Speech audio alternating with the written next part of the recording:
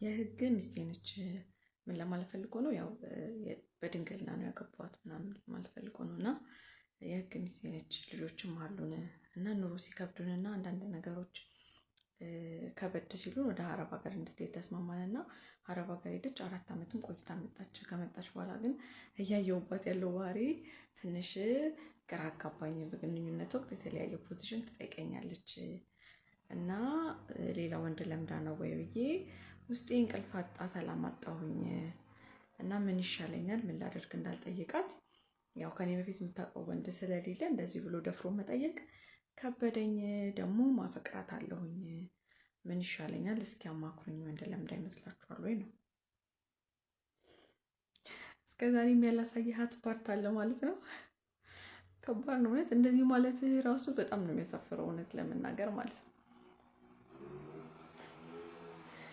እና ወንዶች ነፃነት ስጡ ለሴት ልጅ፣ ማርያምን ይደብራል።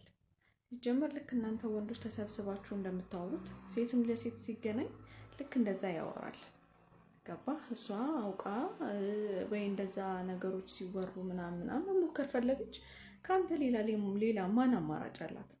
መጣች ጠየቀችክ፣ ምን ችግር አለ? አሁን እንደዚህ አይነት ሀሳብ ከአይምሮ ውስጥ ቢወጣ ማለት ባታስብ ብቻ ከባድ ነው። ብዙ ነገር ብል ደስ ይለኝ ነበር ግን አልልም፣ ይቅርብኝ። እናንተም ያላችሁን አስተያየት አስቀምጡ። ግን ነፃነት ስጡ፣ ወንዶች ሁላችሁም ነፃነት ስጡ።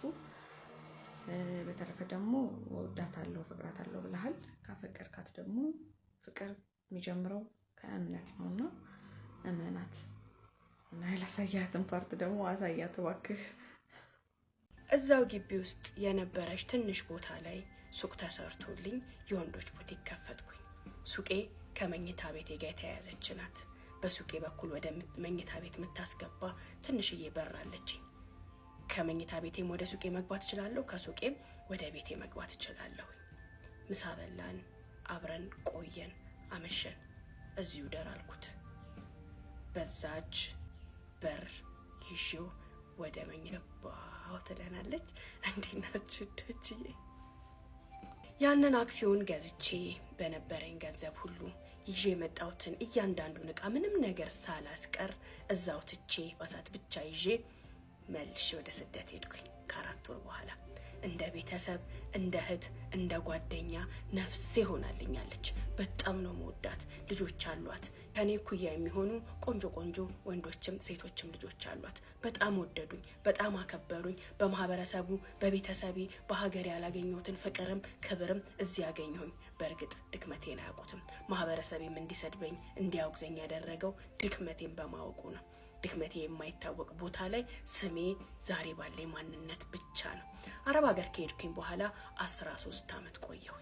በ13 ዓመት ቆይታዬ ግን እነሱን ልክ እንደ ቤተሰቤ፣ ልክ እንደ እናት አባቴ እየጠየቅኳቸው እየደወልኩላቸው፣ በዓላትን በደረሰ ቁጥር ገንዘብን እየላኩኝ ለበዓላችሁ እያልኩኝ እንደ ቤተሰብ ሆነውኝ እኔም እንደ ልጃቸው ሆኜ የአክሲዮኔንም ጉዳይ ከባለቤቷ ጋር እየተደዋወልኩኝ እያወራሁኝ 13 ዓመት ቆይቼ ወደ ሀገሬ ተመለስኩኝ። ስመለስም ለምን እንደምመለስ ምን ማድረግ እንደነበረብኝ አላቅም ነበር። ግን በቃ ስልችት አለኝ። የሰው ሀገሬ ገብቼ አንዱን ቢጤና አግብቼ ለምን ልጅ ባላፈራም ለምን ቤተሰብ አይኖረኝም ብዬ አሰብኩኝ። እድሜም ሄድ አለብኝ። እነዛው አሰሪዎቼ ጋር እንግዲህ 15 ዓመት ነው የቆየሁት። እነሱም ልመጣ ስል በጣም በፍቅር በጣም በክብር ብዙ ገንዘብ ሰጥተው ብዙ ሸልመው ብዙ ነገር አድርገው ሸኙኝ። የቤታቸውንም የቀየሩበትን ሙሉ እቃ ሰጡኝ። ያንንም እቃ ግማሽ በእነሱ ስም ግማሽ በእኔ ስም አድርጌ ካርጎ አደረኩኝ። ባሉ አክሰስ ስለነበረው የኔ ስም የተጻፈበት የኔ ነው፣ ሌላው ደግሞ የእናንተ ነው ብዬ እንዲያወጣው አደረኩኝ።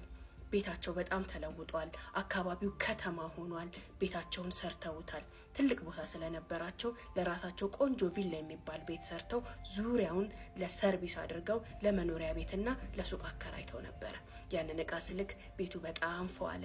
ቤቶችን ሁሉ በፎቶ እያነሳች ትልክልኝ ነበረ። ዛሬ እዚህ ደረስን፣ ይሄን አደረግን፣ ይሄን ሰራን እያለች ይቺው እናቴ ወይም ደግሞ ጓደኛዬ ስመጣም ትርኪ ምርኪ ቲሸርቱን ልብሱን ምኑን ከመለቃቅም ወርቅ በገዛ ይሻላል ብዬ እንዳቅሜ ለሁሉም ለሙሉ ቤተሰብ ወርቅ ይዤ መጣሁኝ። በአቅሜ የሚያክል ብዙ የምረዳው ምልክለት ምደግፈው ምንም ነገር ስለሌለኝ አሰሪዎችም ከስር ከስር ስጦታ ጊፍት እያሉ ብዙ ብሮች ይሰጡኝ ስለነበር ደህና ብር ነበረኝ። 10ሩን ጨርቅ ከምለቃቅም ብንለያይ ማስታወሻ ቢሸግራቸው ቅርስ አብረን እስከኖርን ጊዜ ድረስ ደግሞ ምሳሌ ይሆናል ብዬ ለልጆቻቸው ለባሏም ለሷም ለሙሉ ቤተሰብ ማይረባ ነገር አልይዝም ብዬ ወርቅ ይዤላቸው ወደ ሀገሬ መጣሁ። ኤርፖርት ድረስ መጥተው ተቀበሉኝ። በጣም ደስ አላቸው። እዚህ ስመጣም ያልጠበቅኩት ነገር ገጠመኝ። 3 ክፍል ቤት ተከራዮችን አስወጥተው አሳምረው እቃዬን ፈርሸው መኝታ ቤቴን አስተካክለው የሚያስፈልገውን ነገር ሁሉ አሟልተው ነበር የጠበቁኝ። እጅግ በጣም ተደሰትኩ፣ አለቀስኩኝ። በቃ እንደ ልጅ ተንከባከቡኝ። በጣም ደስ አለኝ። የተወሰነ ቀን ከቆየሁኝ በኋላ አክሲዮኔም የደረሰበትን ሲያሳየኝ አክሲዮን ከገዛውበት ገንዘብ እጥፉን አትርፌ ነበር። በጣም ደስተኛ ሆንኩኝ።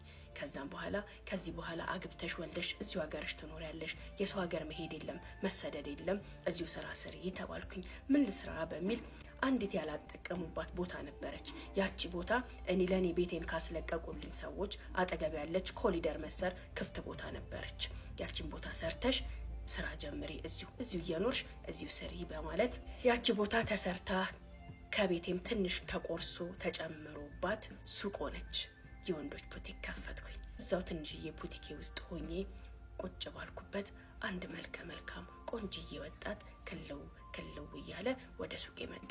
ከቀኑ 7 ሰዓት ላይ ምለብሰው ልብስ ስጪኝ፣ ከአዲስ አበባ ነው የመጣሁት፣ ምንም አይነት ቀያሪ ልብስ የለኝም፣ ቦክሰር ቦዲ ለአንድ ለ2 ቀን ደግሞ የምቀይረው ልብስ ፈልጋለሁ አለኝ።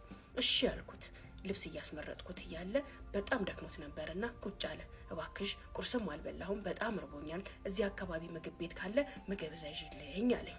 አካባቢው ላይ ብዙ የምተማመንበት ምግብ ቤት አልነበረም። ነገር ግን ለራሴ ምሳ ሰርቼ ነበረ። ያንን ለራሴ የሰራሁትን ጉዝጉዝ አድርጌ ይዤ ወደ ሱቅ መጣሁኝ። ና እንብላ፣ እኔ ምሳ አልበላሁም አልኩት። እሺ ያለኝ ቅልል ያለ ሰው ነው።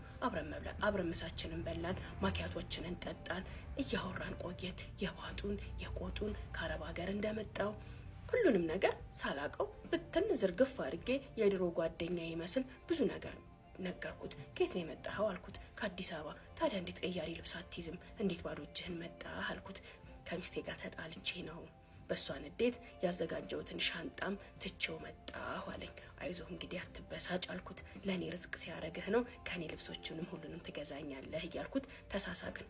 ሳናስበው እንደ ድሮ ወዳጅ እያወራን መሸ።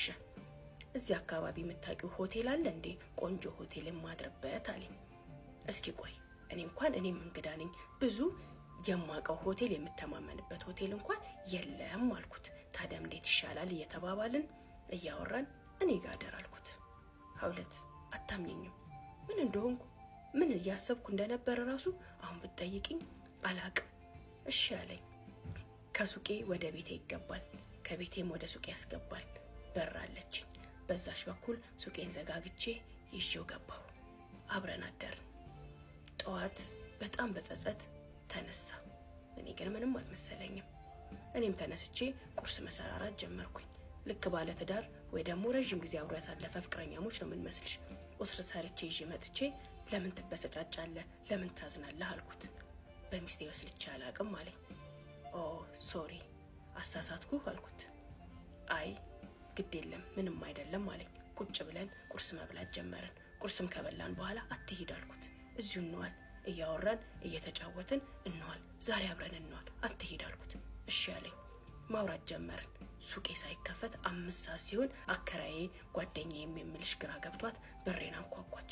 ምን ሆነሻል? አሞሻል እንዴ? እስካሁን ሱቅ አልከፈትሽም ስትለኝ አይ ፍቅረኛዬ እኮ ማታ ድንገት መጣ እና እኔ ጋር ያደረው፣ እኔ ላስተዋውቅሽ ብዬ ይዣት ገባሁ። ደንዝዞ ላብ በላብ ሆኗል። ተዋወቃት። ከዛ ሄደች። ምን ማለትሽ ነው? ምን እያልሽ ነው አለኝ። ታዲያ ምን ልበላት? አንድ ቀን የማውቀውን ሰው ቤት ያሳደርኩኝ እንድላት ነው እንዴ የምትፈልገው አልኩት። ዛሬ እዚሁ ነው የምንውለው አይደለ አልኩት። አዎ አለኝ።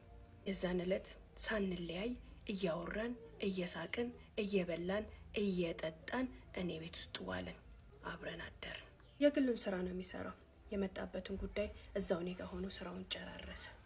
ከአካባቢያችን ትንሽ ራቅ ብሎ በጣም የምወደው ልዝናናበት የምፈልገው ሎጅ አለ። እዛ ሄደን እንድንዝናናና የተወሰነ ጊዜ አብሮኝ እንዲያሳልፍ ጠየቅኩት። እሺ ያለኝ። ይህን ሁሉ ስልሽ ግን ያለማቋረጥ ሚስቱ ትደውላለች፣ ያለማቋረጥ ቴክስት ታደርግለታለች። የሆነ ሰዓት ላይ ጨነቀኝ። አይመልስላትም፣ አያነሳላትም። ለምን አንስታ አታናግራትም አልኩት። አነሳና ከዚህ በኋላ እንዳትደውይ፣ በሰላም ገብቻለሁኝ፣ ስራ ላይ ነኝ፣ እያረበሽኝ ስለሆነ ስመጣ እኔ ራሴ እደውልልሻለሁ፣ እንዳትደውይ ብሎ ስልኩን ዘጋ። ከዛ በኋላ መደወል አቆመች። ቴክስት ብቻ ማድረግ ሆነ። እኔና እሱም ተያይዘን ወደ ሎጃችን ሄድን። 1 ሳምንትን አብረን አሳለፍን። እዛ በምናሳልፍበት ጊዜ ግን ያለማቋረጥ ነበር ቴክስቱን የምትልክለት። ነገር ግን አይመልስላትም። አላስቻለኝም። ስለሱና ስለሚስቱ ጠየቅኩት። የሚነግረኝን ነገር ሁሉ በእንባ ታጥቤ እየሰማሁት፣ ነገር ግን በዚህ በኩልም እኔ እየጎዳኋት መሆኔን እያሰብኩኝ፣ ለዛሁም ደግሞ ጓደኛ የሆነችን የነፍስ ወዳጅ የሆነችን በጣም የማዝንላት ሴት መሆኗን ግን አላወቅኩም ነበር። ያን ሁሉ ታሪኳን ሲነግረኝ ትለናለች። ፓርት 3 ይቀጥላል። ሴቶች የሚያብዱለት የወንድ አይነት ደግሞ ልንገራቸው። ኩራተኞች በጣም የሚወዱት ያብዱለታል። ኩራ ብላ አስበዋል። ሁለተኛ ዝምተኛ ወንድ በጣም ነው የሚወዱት። ዝም ነገር ምንም አይነት ነገር በዝምታ ተንቀሳቀስ ሙክክ ነው የምታረጋት። ወንድ ልጅ ካለ ክብሯ ያገኛትን ሴት አርሴምዬን ነው ምልሽ፣ መቼም ቢሆን አይተዋት። ድንገት ቢተዋት እንኳን ስለሷ ማሰቡን መቼም ቢሆን አያቆም። ስሙኝማ ወንድ ልጅ የፈለገ የስኬት ጫፍ ላይ ቢደርስ ማለት ነው ሊረሳቸው የማይችላቸውን 2 ሰዎች ልንገራችሁ። የመጀመሪያው በምንም በማንም የማይተካትን የማያወዳድራትን እናቱ። ሁለተኛው ደግሞ ባለው ሰዓት 1 ሚሊዮን ቆጥሮ የሰጠውን ሰው ሳይሆን በተቸገረው ሰዓት ቀረብ ብሎ የተረዳውን ሰው። ወንድ ልጅ አብዛኛውን ጊዜ በተቸገረው ሰዓት፣ ሰው በራበው ሰዓት፣ ሰው ባስፈልገው ሰዓት ገንዘብ ቆጥሮ የሚሰጠውን ሰው ሳይሆን ቀረብ ብሎ የተረዳውን ሰው። ግን አስቸጋሪ ነው። የወንድ ልጅን ባህሪ መረዳት በጣም ከባድ ነው። ምክንያቱም የውስጡን በውስጡ ነው የሚይዘው። ለዛ ወንድ ልጅ ማወቅ በጣም ከባድ ነው። ግን ደግሞ ቀረብ ብሎ ሲረዱት እንደ ወንድ ልጅ ደግሞ ቀላል ባህሪ ያለው ሰው የለም። እሱ ምርጥ ነው። ዛሬ ደግሞ ከራሳቸው በላይ ሰዎችን መውደድ ማስቀደም ምናምን ሙያ የሚመስላቸው ሰዎች ማለት ነው ኦን ደ ሎንግ ራን ምን አይነት ግባብሬ ችግር እንደሚጠብቃቸው እሱን ነው የምነግራችሁ። ሴቶችም ወንዶችም ሊሆኑ ይችላሉ እንደዚህ የሚያደርጉት፣ ግን ሞስትሊ ሴቶች ናቸው። በተለይ በእኛ ማህበረሰብ ላይ በአስተዳደግም ሊሆን ይችላል ኦር በማህበረሰቡ ምናምን በቃ ሴት ልጅ ቴክ ኬር ማድረግ አለበት፣ ነርቸር ማድረግ አለባት ምናምን ሲባሉ እርግፍ አድርገው ራሳቸውን እየጣሉ ለሰዎች ነው የሚሄዱት ማለት ነው። ሴቶች በደንብ አዳምጡ ይሄንን ቪዲዮ ማለት ነው። እንደዚህ ዝም ብለሽ ለሰው ራስሽን የምትሰጪ ከሆነና ወይም ደግሞ ከራስሽ ፍላጎት በላይ ሰዎችን የምታስቀድሚ ከሆነ ምን አይነት ችግሮች እንደሚጠብቁሽ ነው የምነግርሽ። አንደኛ ራስሽን ነው የምትዩ። ራስ መጣል ማለት ኢሞሽናሊ፣ ፊዚካሊ፣ ሜንታሊ በቃ ለራስ ምንም አይነት ጊዜ አለመስጠት። ከዛ በጣም ድሬንድ ነው የምትሆኙ ውስጥሽ። ምንም ነገር ሲፈጠርብሽም ማየትም ማወቅም ማቺ ሰው ነው የምትሆኙ ማለት ነው። በቃ በጣም ድክርት ያለች ሴት ነው የምትሆኙ። ሁለተኛ ማንነትሽን ነው የምታጩ።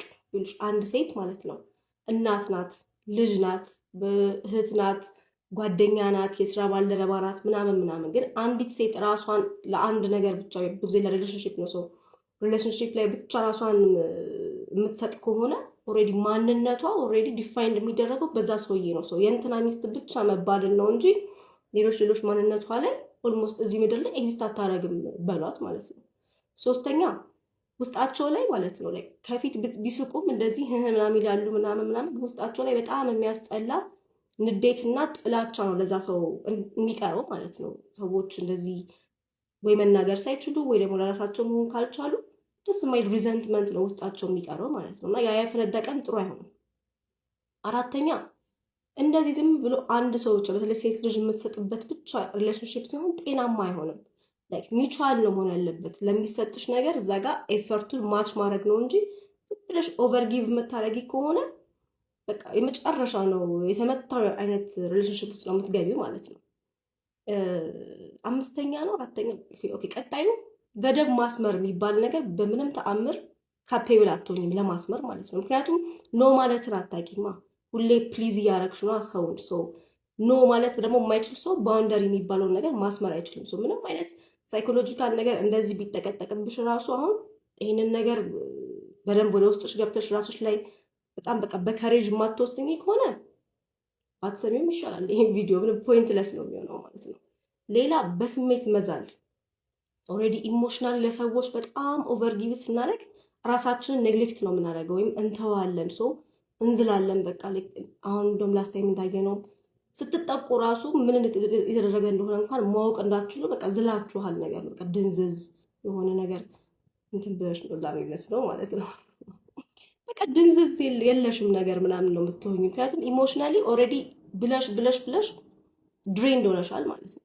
ሌላ ፐርሰናል ግሮዝ የሚባል ነገር ይናፍቅሻል። ፐርሰናል ግሮዝ ማለት እንግዲህ በብዙ አይነት የህይወት ዘርፎቻችን ለማደግ የምንሄድበት ነው። ግን አንዲት ሴት ሁሌ ለሰዎች ብቻ ለዛ ሰውዬ ብቻ ከሆነ ራሷን የምትሰጠው የምታስቀድመው የራሷ የሆኑ ጉዳዮች ላይ መማር የምትፈልጋቸው ነገሮች፣ መስራት የምትፈልጋቸው ነገሮች ሊሆን ይችላል። ራሷን ማብቃት የምትፈልግበት ፍሬንድሽፕ ምናምን የሚባሉ ነገሮቿ ኮምፕሊትሊ የሉም ማለት ነው። በቃ የዛ ሰውዬ ብቻ አገልጋይ ሆና ወይም ደግሞ በስሜትም ቢሆን በቃ ጀስት ያንን ሰው ፕሊዝ ለማድረግ ብቻ የመጣች ሴት ነው የምትሆነው ማለት ነው። በጣም የሚገርመው ደግሞ ሌላ 8ኛው ጊልትና ሼም ብላ ይሰማሻል ከሆነ ሰዓት በኋላ ለራስሽ ለምታደርጊ ነገር አመቱ ሙሉ ወሩ ሙሉ እሱን ተንከባክበሽ አንድ ቀን ለራስሽ ጊዜ ፈልገሽ ብትወጪ የቤተሰቦችሽን ልታገኝ ወይ የራስሽ ነገር ማድረግ ፈልገሽ ብትሄጂ እና ያ ሰው የሆነ ነገር ቢፈልግና ቢያጣ መልሰሽ ጊልቲነት የሚሰማሽ አንቺ ነሽ ማለት ህፃን ልጅ አይደለም። ህፃን ልጅሽን ትተሽ ሂጂ አልልሽም፣ ግን አደልት ሰውዬ ትተሽው ስለሄድሽ የሆነ ነገር ቢፈጠርበት ኃላፊነቱ መልሶ አንቺ ጋር የሚቀር ከሆነ ያ በጣም የሚያሳዝንና በጣም ትክክል ያልሆነ ነገር ነው ማለት እዚህ ምድር ላይ የመጣ ነው ራሳችንን ለመንከባከብ ነው እንጂ የማንንም ለመንከባከብ አይደለም። እሺ የማንንም ወጠምሻ። ሌላ ይህንን ነገር ቶሬት ባረጉ ቁጥር ሴቶች ማለት ነው ወይም ሰዎች ሴቶችን ብለው ሴቶች ላይ ሲበረታ ነው በስሜት ጥገኛ መሆን የሚባለው ወይም ደግሞ ኮዲፔንደንት የሆነ ኔቸርሽን በደንብ አድርገሽ ነው ካልቲቬት የምታደርጊው።